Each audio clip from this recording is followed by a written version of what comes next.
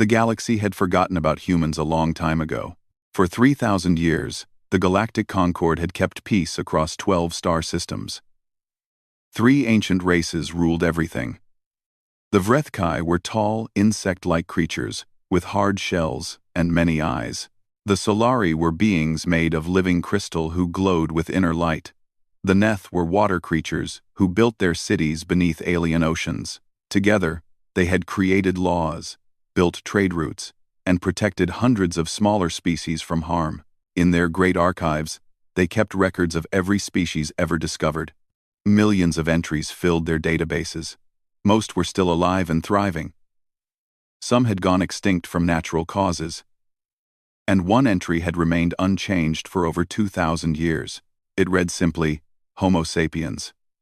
Origin world destroyed by nuclear war. Species extinct. No surviving colonies confirmed. Danger level. Extreme if encountered.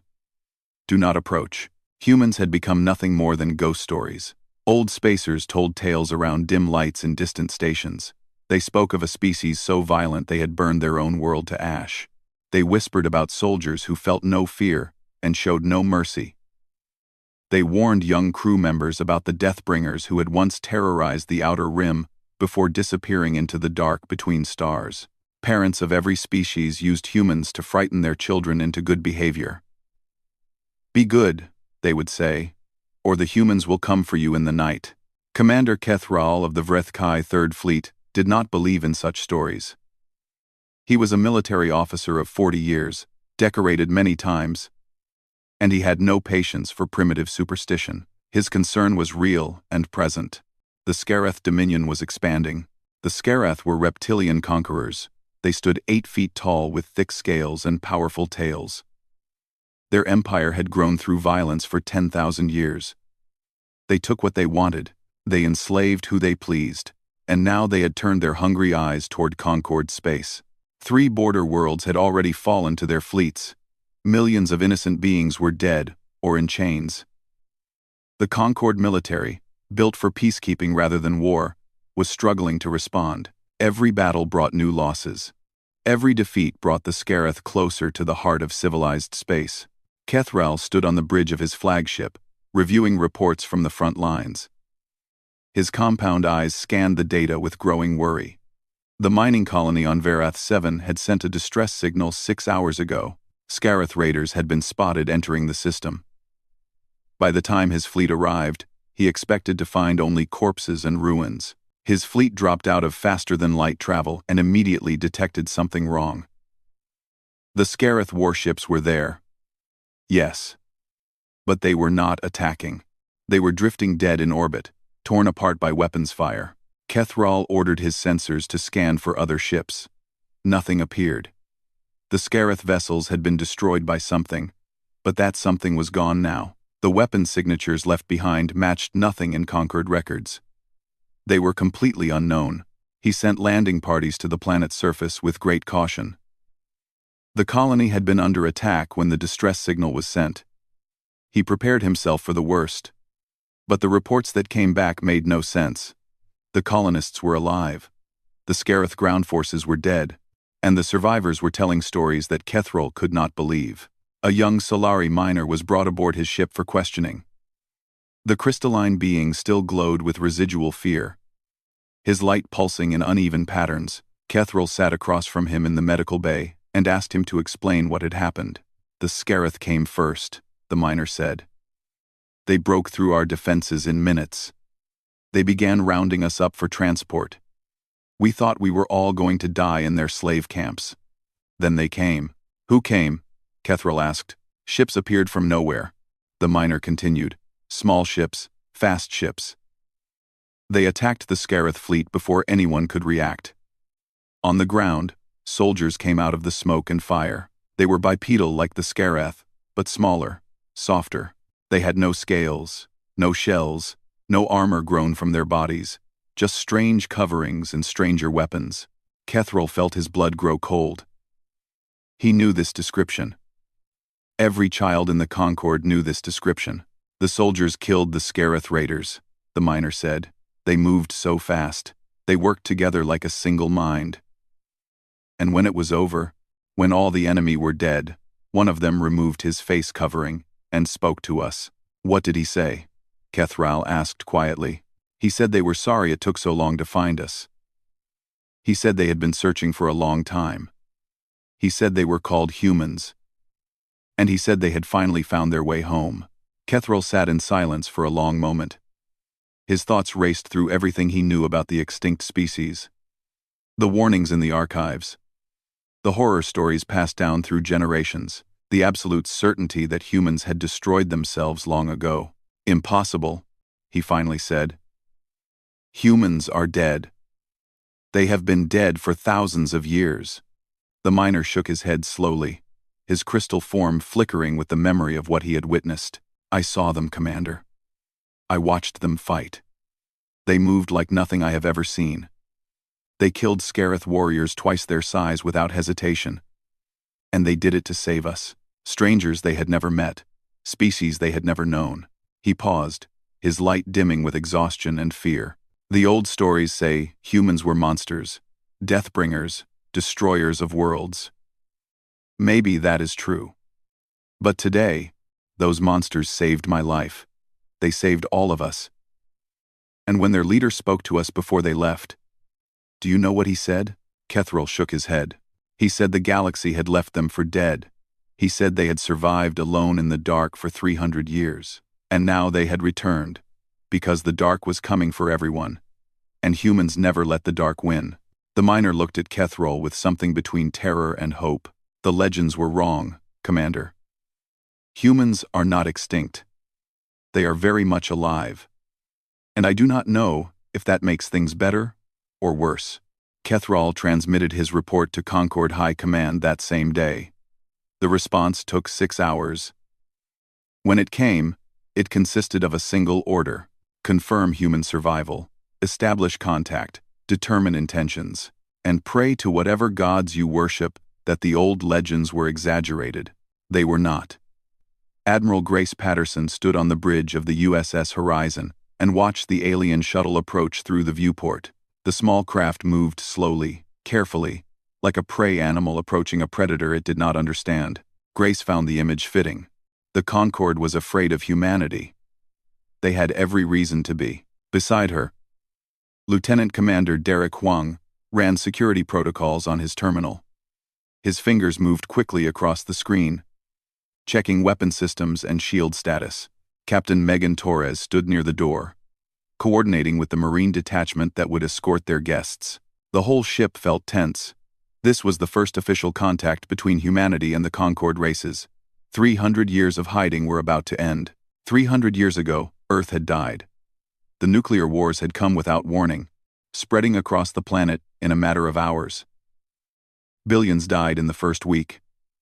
The survivors faced a poisoned world with no future. But humanity had already begun reaching for the stars, and a handful of generation ships had escaped the destruction. Those ships had no destination. They simply ran. They flew into the unknown regions beyond mapped space, hiding from a galaxy that thought they were monsters. And somehow, against all odds, they survived. They found habitable worlds in systems no one had charted. They built colonies in places the Concorde had never explored. They grew in number, in strength, in technology. They became something new while the rest of the galaxy forgot they existed. Now circumstances demanded they reveal themselves. Grace had called this meeting herself. Her scouts had discovered something terrible. The Scarith Dominion was expanding along old colonial routes. Those routes would eventually lead them to the dead Earth. And beyond Earth, those routes pointed directly at New Haven, the hidden capital of human civilization. 18 months. That was all the time humanity had before the Scarith discovered their existence. They could run again, abandon their worlds and flee deeper into the unknown. Or they could fight. Grace had made her choice. The shuttle docked with a gentle bump. Grace straightened her uniform and walked toward the meeting room. Whatever happened next would shape the future of her species. The Concorde delegation entered with visible nervousness. High Counselor Tethara of the Vrethkai came first. She was ancient for her kind. Her shell faded to pale gray. Her many eyes moving constantly, Ambassador Luminex of the Solari followed, his crystal body glowing with anxious light. Fleet Master Gornash of the Neth came last, his water suit bubbling softly as he moved. They stopped when they saw Grace. They stared at her with expressions that mixed fear, disbelief, and something close to wonder. "You cannot be human," Tethara said finally. Her translator device made her voice flat and mechanical, but the emotion behind it was clear. Humans destroyed themselves. This is documented fact. Grace smiled, but there was no warmth in it. Your documentation was wrong. We survived, we rebuilt, and now we share a common enemy. The negotiations lasted 7 hours. Grace had prepared for resistance, but the depth of the Concord's fear surprised her. They did not see humans as potential allies. They saw them as a threat barely less dangerous than the Skarath themselves. "The archives are clear," Luminex said, his light pulsing with agitation. "Humans are violent by nature. You destroyed your own world. You waged war against yourselves until nothing remained. Why should we believe you will not do the same to us?" Grace took a slow breath. She had expected this question. She had prepared her answer carefully. "Yes," she said. "We destroyed our world. We killed billions of our own kind. We are capable of terrible violence, more than you can imagine. But that violence is not our only trait. We also love. We protect, we sacrifice ourselves for those we care about. And right now, we care about stopping the Skarath before they do to your worlds what we did to our own." Tethara leaned forward. "What do you want in return for this help? Eventually, we want a place in your Concord. We want to stop hiding. We want our children to grow up under open skies, without fear of discovery. But first, we want to survive. The Skarath will find us within 2 years. When they do, they will try to destroy us. We would rather fight them alongside allies than fight them alone." Gornash spoke for the first time, his voice bubbling through his suit. "The Skarath have conquered hundreds of worlds. Their military is vast. What makes you believe you can defeat them when we have failed?" Grace gestured to Derek, who activated a holographic display. Images appeared, showing human warships, human weapons, human soldiers in combat. The footage was from the battle at Varath 7, recorded by colonial security cameras. The Concord delegation watched in silence as human Marines engaged Skarath warriors 3 times their size. They watched humans take wounds that would have killed any other species and keep fighting. They watched human ships execute maneuvers that seemed impossible, flying directly into enemy fire to protect damaged allies. When the footage ended, no one spoke for a long moment. "How?" Tethara finally asked. "How do you fight like that?" Grace considered her answer.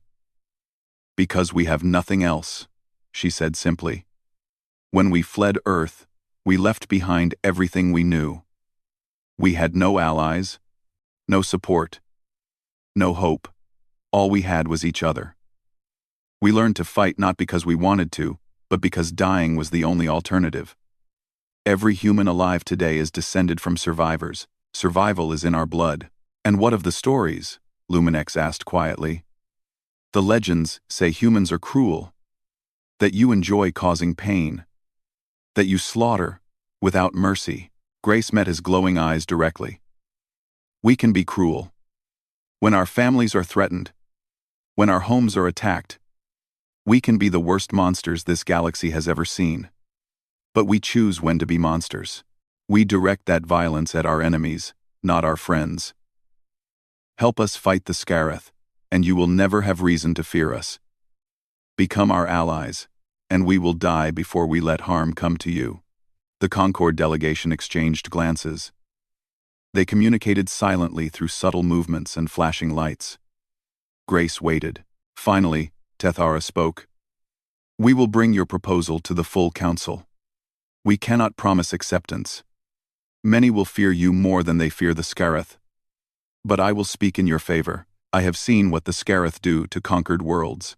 Perhaps what we need is monsters of our own." Grace nodded. "That is all we ask." As the delegation prepared to leave, Gornash paused at the door. He turned back to Grace with an expression she could not read. "The old records say your species has a concept you call hope," he said. "We thought it was a weakness, a foolish belief in impossible things. But you survived extinction through hope, you crossed the void through hope, and now you offer us hope when we have almost none left." He bowed his head slightly, a gesture of respect. "Perhaps the legends were wrong about you after all. Perhaps humans are not death-bringers. Perhaps you are something else entirely." Grace watched him leave. Then she turned back to her officers and allowed herself a small, tired smile. First contact complete. Now the real work begins. The corridors of Kethren Station were burning when Sergeant First Class Nathan Cole led his squad through the breach. Smoke filled the air. Emergency lights painted everything red. Somewhere ahead, the screams of dying Scaroth mixed with the cries of terrified civilians. Nathan moved forward without hesitation. Behind him, 12 Marines followed in tight formation. Corporal Ashley Lynn covered the rear with her heavy rifle. Private First Class Tyler Morrison carried the breaching charges. The rest filled in between, each one ready for whatever came next. The Scaroth had attacked Kethren Station 6 hours ago. It was a trading post in neutral space, home to 50,000 beings from a dozen different species. The Concord Defense Force had fought bravely, but their weapons were designed for peacekeeping, not war. They had been pushed back to the central command hub, surrounded on all sides by enemy forces. Then the humans arrived. Nathan heard movement ahead. He raised his fist, and his squad froze instantly. 2 Scaroth warriors emerged from a side corridor, their scaled bodies covered in blood that was not their own. They saw the humans and paused, confusion crossing their reptilian faces. They had never seen humans before. The Empire had only legends to guide them. Stories of soft creatures that had killed themselves long ago. These small beings did not match those stories. These small beings had hard eyes, and strange weapons pointed directly at them. The Scaroth raised their own weapons. They were too slow. Nathan fired 3 times. 2 shots hit the first warrior in the throat, where the scales were thinnest.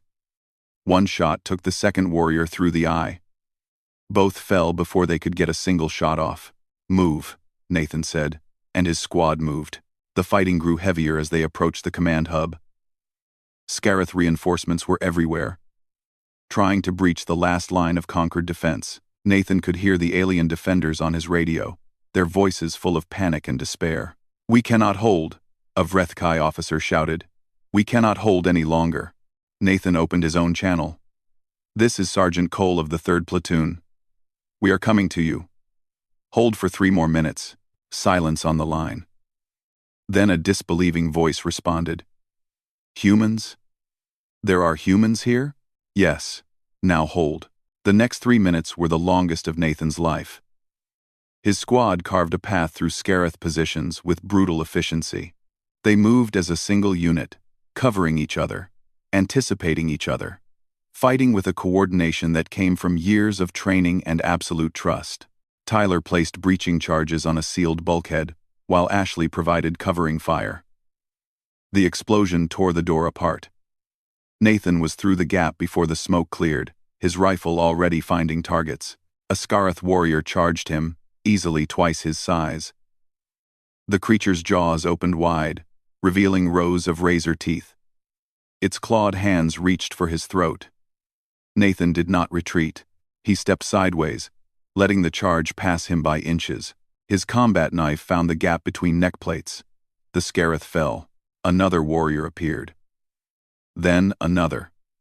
Nathan's squad spread out, each Marine engaging their own targets. The corridor became a kill zone. Scaroth bodies began to pile up. One of the enemy commanders screamed into his communicator. "Humans are supposed to be extinct. This is not possible."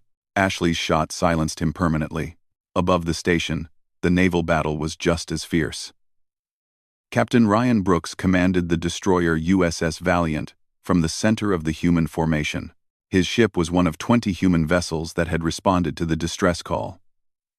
They faced 60 Scaroth warships. The numbers should have been impossible. The Concord military had lost battles with better odds. But Captain Brooks did not fight like the Concord. All ships, he ordered. Attack pattern Delta. We go straight through their center. His helmsman did not hesitate. The Valiant accelerated directly toward the densest concentration of enemy fire. The other human ships followed. The Scareth commander watched the approaching fleet with growing confusion.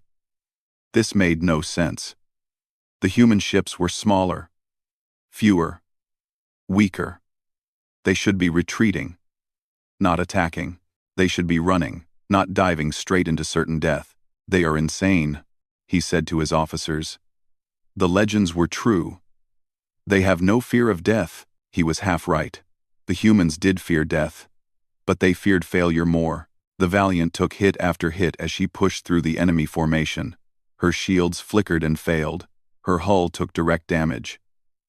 Crew members died at their stations, but she kept firing, kept moving, kept drawing attention away from the slower Concorde vessels that were trying to evacuate civilians. Ryan watched a console explode near his command chair. He watched one of his officers fall. He did not flinch. "Maintain course," he said calmly. "Target their command ship." The Scareth commander realized too late what was happening. The human destroyer was not trying to survive. It was trying to reach him. It was trying to kill him personally. Even if it died in the attempt, he tried to retreat. He was too slow. The Valiant's main guns fired at point-blank range. The Scareth command ship shattered like glass. Without their leader, the enemy fleet fell into confusion. Human ships exploited that confusion with savage precision. Inside the station, Nathan's squad finally reached the command hub. The Concorde defenders stared at them with expressions of pure shock. They were Vrethkai, Solari, and Neth. All species that had dismissed humans as legend. Now those legends stood before them, covered in blood and smoke, still very much alive. "Sergeant Nathan Cole of the human military," Nathan said. "We're here to help." A young Solari officer approached him slowly, as if afraid he might vanish like a dream. "You came for us," she said. "You risked your lives for strangers." Nathan looked at her and shrugged. "That is what we do." The battle lasted another 2 hours. By the end, 17 Scareth capital ships had been destroyed. The station was saved. 50,000 civilians would live another day. Human losses were 3 vessels and 47 personnel. The Concorde had expected to lose everything.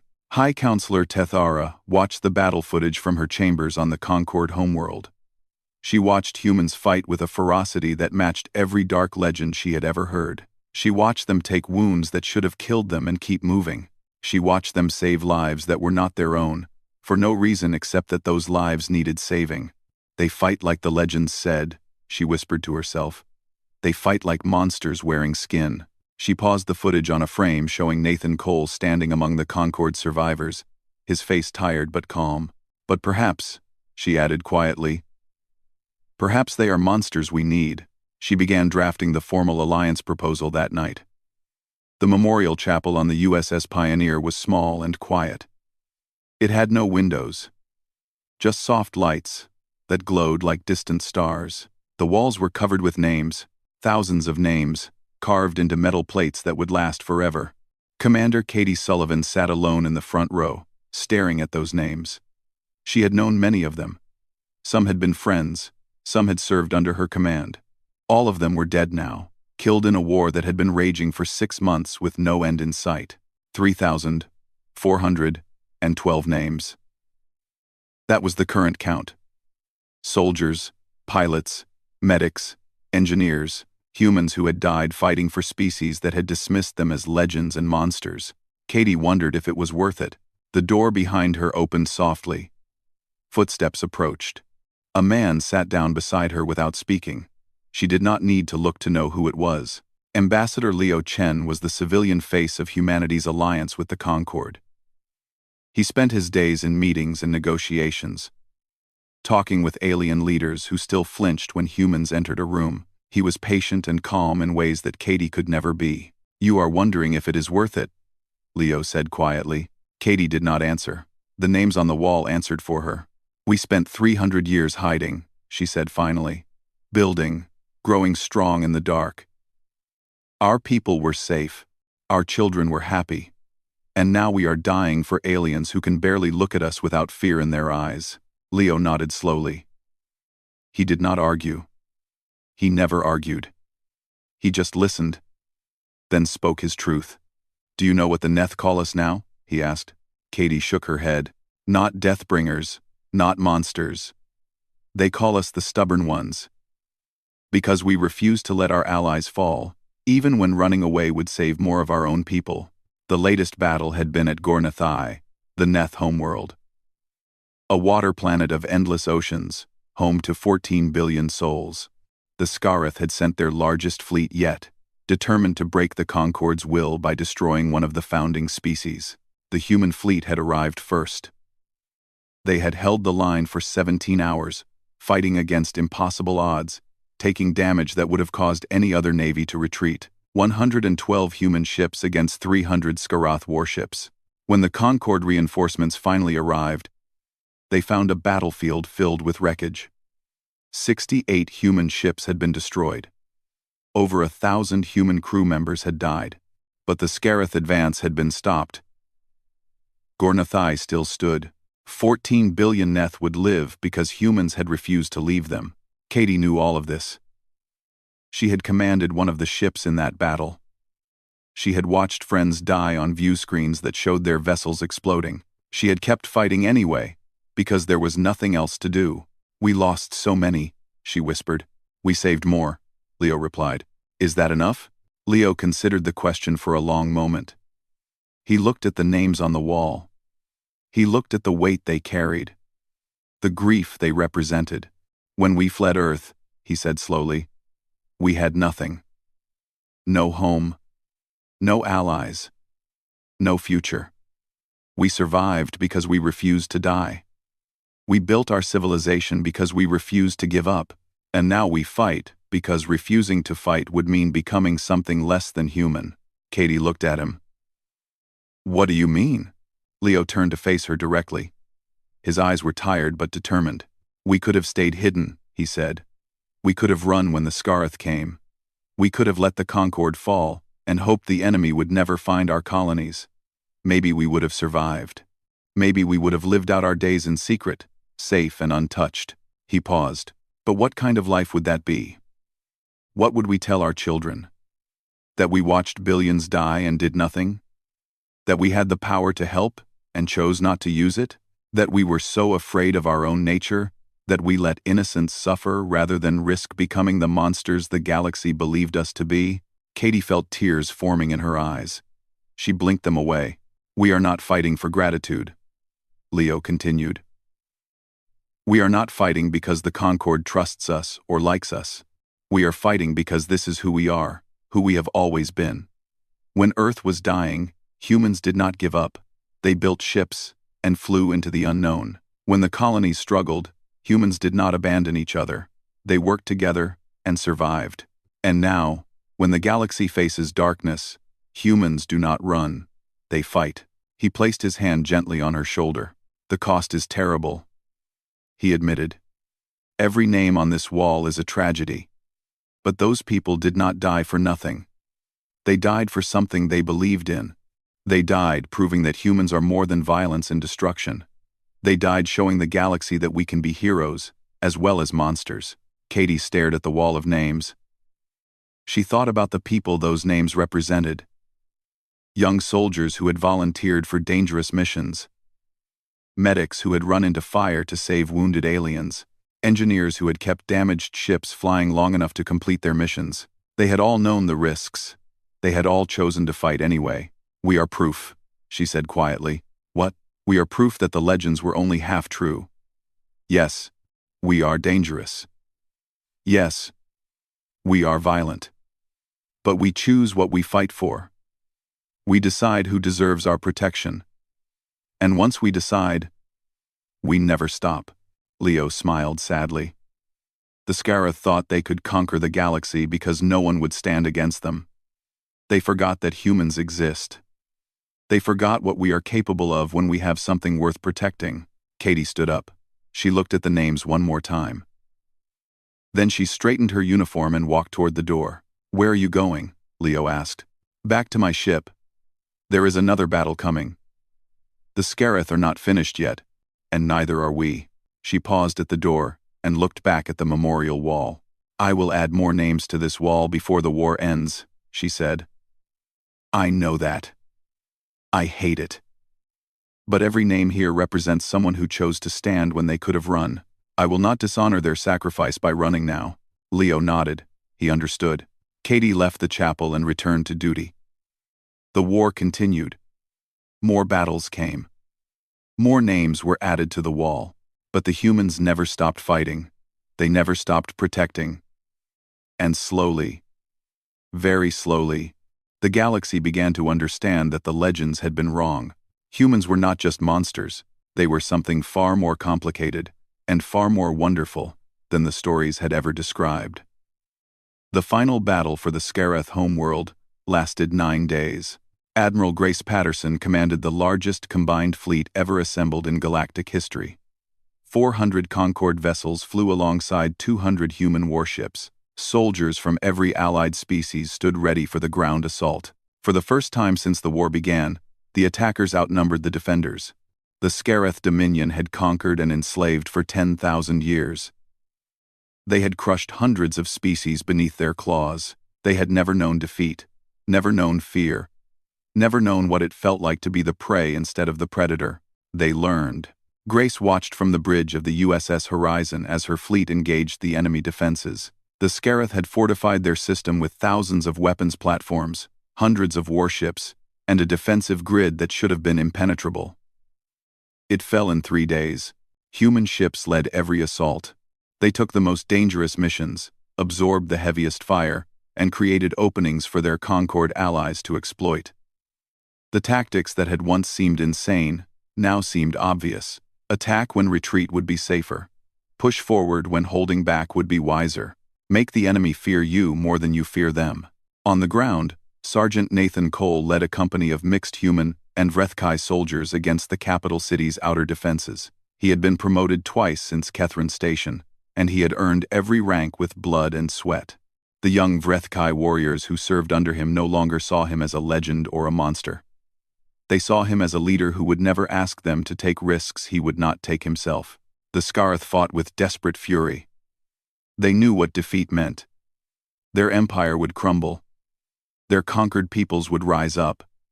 Everything they had built over 10,000 years would burn, but they could not stop the tide. On the 9th day, the last Scareth defensive line collapsed. Human Marines stormed the Imperial Palace while Concord forces secured the surrounding districts. The Scareth Emperor, a massive creature covered in golden scales and ancient scars, made his final stand in his throne room with his personal guard. He killed 12 soldiers before Nathan's squad brought him down. He died with defiance in his eyes, cursing the humans who had destroyed his legacy. The war was over. Grace stood on the observation deck of the Horizon that evening, watching the twin suns of the Scareth homeworld set over a planet that was no longer ruled by conquerors. Beside her stood Nathan, still wearing his battle-scarred armor. Ambassador Leo Chen stood nearby, already planning the diplomatic work that would follow. High Counselor Tethara approached them slowly. She was ancient now, even older than when they had first met. She had lost 2 of her own children in this war. Warriors who had chosen to fight alongside human Marines. She carried that grief with quiet dignity. 3,000 years, she said softly. We ruled this galaxy for 3,000 years, and we could not do what you did in 3. Grace shook her head. You could have. You chose not to. Tethara considered this. Perhaps, or perhaps we simply forgot how to fight for anything beyond ourselves. We became comfortable, safe. We lost the fire that you never lost. She looked at Nathan, at the scars on his face, and the exhaustion in his eyes. Your soldiers fight like no species I have ever seen, she said. They take wounds that should kill them and keep moving. They throw themselves into danger to save allies they barely know. Why? What drives them to such sacrifice? Nathan thought about the question. He thought about the friends he had lost, the battles he had survived, the moments when death seemed certain but somehow never came. We are afraid, he said finally. Afraid of failure. afraid of letting down the people who depend on us, afraid of being the monsters the galaxy always believed us to be. So we fight harder, we push further, we refuse to stop until the job is done. Because stopping means admitting that the fear was right. Tethara nodded slowly. The archives will be corrected, she said. No more legends. No more ghost stories. Humanity will be recorded as they truly are. And what are we truly? Grace asked. Tethara looked at her with eyes that had seen 3,000 years of galactic history. You are exactly what the galaxy needed. Exactly when we needed it. You are the species that survived extinction, crossed the void, and came back for strangers who called you monsters. She paused, her ancient voice filled with something that might have been wonder. You are proof that some legends become greater in the telling, and greater still in the living. 6 months later, the first human embassy opened on the Concord capital world. The building was modest compared to the grand structures around it, but it stood in the center of the diplomatic quarter, equal to every other species in the Alliance. Grace, now retired from military service, attended the opening ceremony. She watched as the first official delegation from New Haven stepped onto alien soil. There were diplomats and scientists, artists and philosophers. There were families with children who had only ever known the hidden colonies, who had never seen alien skies or walked among alien peoples. A young girl stopped beside Grace and stared up at the unfamiliar architecture with wide eyes.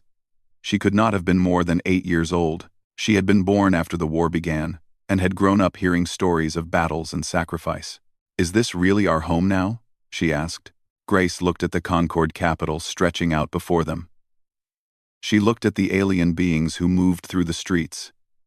Some still nervous around humans. Others openly curious. She looked at the sky, filled with ships from a dozen different worlds. Not yet, Grace said. But it will be. One day, your children will walk these streets without anyone staring.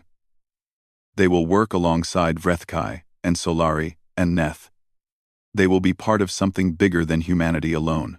Because of what you did? The girl asked. Because of what we all did. Every soldier who fought. Every family who waited. Every person who believed we could be more than the stories said. The girl nodded seriously, as if she understood. Maybe she did. Children often understood things that adults forgot. Grace watched her run back to her parents. She watched the human delegation enter the embassy. She watched the Concord observers recording everything for their archives, updating records that had called humanity extinct for 2,000 years. They had been dismissed as legends, monsters, deathbringers. A species too violent to survive, too destructive to trust. Now they were something else. They were allies, protectors, friends. They were proof that even the darkest stories could have hopeful endings. They were home.